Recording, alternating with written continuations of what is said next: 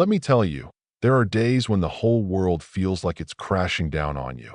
And then there are days when the universe throws you a curveball so wild, you start to wonder if you ever really understood anything about how life works. You know what I mean?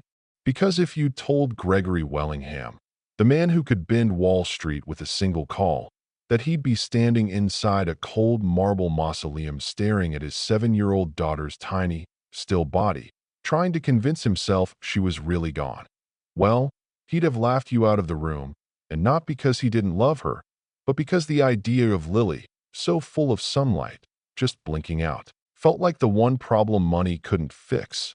Yeah, that happened. The rain had stopped maybe an hour before, but everything was still soaked in gray, like the sky just couldn't bear to watch what was happening.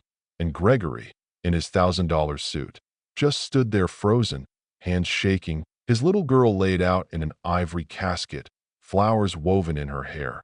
She looked almost too perfect, like a porcelain doll someone was scared to touch.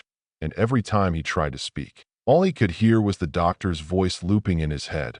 "I'm sorry, there was nothing we could do." Her heart stopped at 317 as if the timestamp mattered, as if the world wasn't already ending in that moment. So there they all were.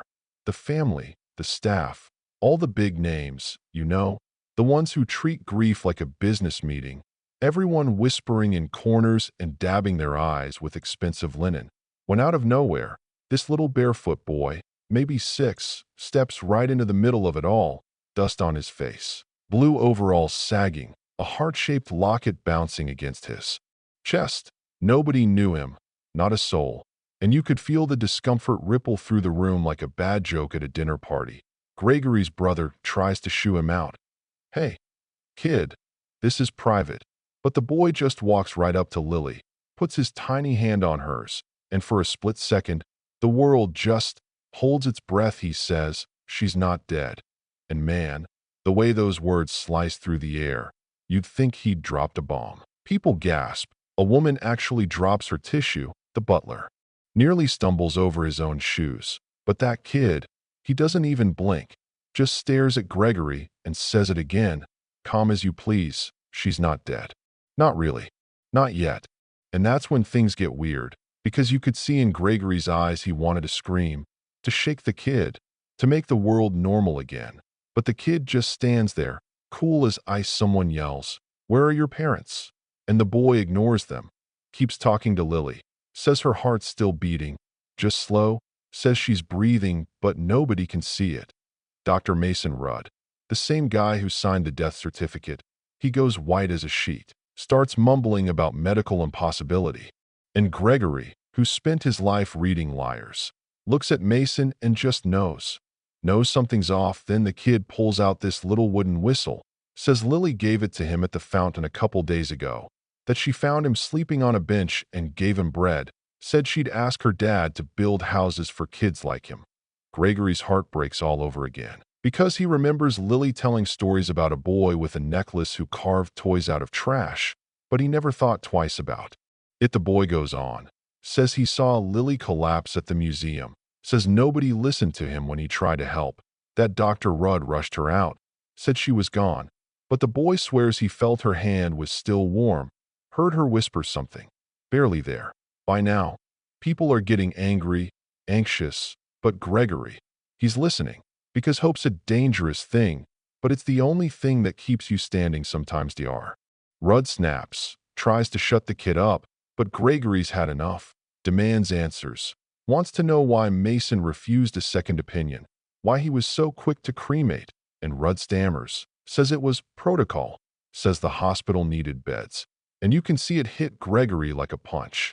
His little girl shuffled through the system like paperwork, almost buried alive because someone needed to keep the numbers moving. The boy, still by the casket, places the whistle on Lily's chest, closes his eyes, and whispers something.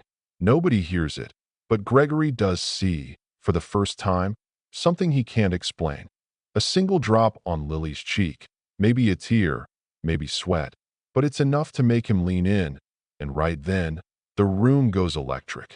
Lily's lips move, just barely, and for a man who built an empire on facts, Nothing could have prepared him for the raw terror and hope that hits him in that instant. The boy suddenly collapses, and Gregory snaps out of it, scoops him up, yells for water, for blankets, for someone, anyone, to help.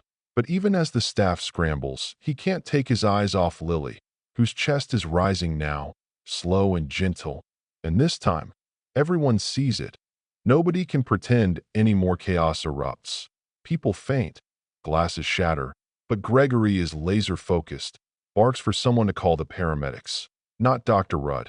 Get someone else. And you've never seen a room full of rich, powerful people look so completely helpless, so utterly lost. The ambulance screams up. Medics flood in, and the world tilts. Lily has a pulse, color returning to her face, warmth in her skin, and Jace, the boy, gets a bed beside her at the hospital. Both of them hooked up to wires and machines, but alive, impossibly alive turns out. What happened to Lily is so rare doctors call it Lazarus syndrome, where someone looks and tests clinically dead, then suddenly comes back without intervention. It's the kind of thing you only read about in the weirder corners of the internet. But it's real, and if not for that kid, she would have been buried alive. End of story. Gregory, shattered and overjoyed, sits by Lily's bedside for hours, holds her hand as her fingers twitch, as her eyes flutter open. And when she finally whispers, "Daddy," he just breaks. Every wall, every ounce of pride, gone. He sobs, tells her he never left, promises her everything will be different later. He walks over to Jace, who's sleeping soundly for maybe the first time in his life, and sits beside him, says, "You saved her, you saved everything." And Jace, without even opening his eyes, just smiles, says, "She told me you'd say that." And that's the kind of moment money can't buy, you know? 3 weeks later, the headlines go wild. A billionaire's daughter saved by a homeless boy. Gregory adopts Jace for real, starts a charity in both their names, dedicates himself to kids nobody else sees. And as for Dr. Rudd, well, he resigns in disgrace, faces charges for negligence. And maybe that's justice, or maybe it's just what happens when the world finally pays attention to the right things for once. But here's what nobody put in the papers. Gregory learned that miracles don't care how much you have in your bank account, that sometimes the greatest gift comes from the person everyone overlooks, and that life, for all its cruelty, still throws you a lifeline when you least expect it, if you're brave or broken enough to grab hold. So, I gotta ask, was that justice, or just luck? Did Gregory deserve his second chance? Or did the system fail everyone except the ones who refused to give up? Drop your thoughts below, because I know this story isn't finished until we hear what you think. Don't forget to share, like, and tell me, what would you have done if you were in his shoes? Stay kind, stay curious, and I'll see you in the next one.